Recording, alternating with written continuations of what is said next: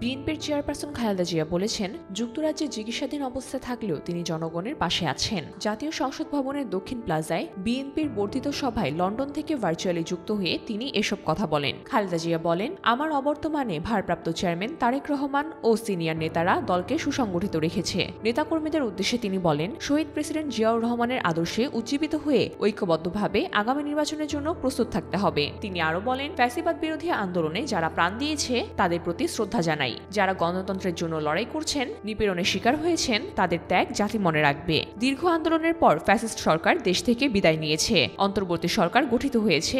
এখন জনগণের প্রত্যাশা গ্রহণযোগ্য নির্বাচনের মধ্য দিয়ে গণতন্ত্রে ফিরে যাওয়া। দেশের সংকটময় পরিস্থিতিতে খালেদা জিয়া বলেন, তরুণ সমাজ সহ সবাই এখন ইতিবাচক এক পরিবর্তনের অপেক্ষায়। পারস্পরিক ভালোবাসা ও ঐক্যমতের মাধ্যমে আমাদের প্রিয় বাংলাদেশকে একটি উন্নত, বাসযোগ্য ও গণতান্ত্রিক রাষ্ট্রে পরিণত করতে হবে। তিনি সবাইকে ক্ষুদ্র স্বার্থের ঊর্ধ্বে দেশ ও জাতির জন্য বৃহত্তর স্বার্থে কাজ করার আহ্বান জানান।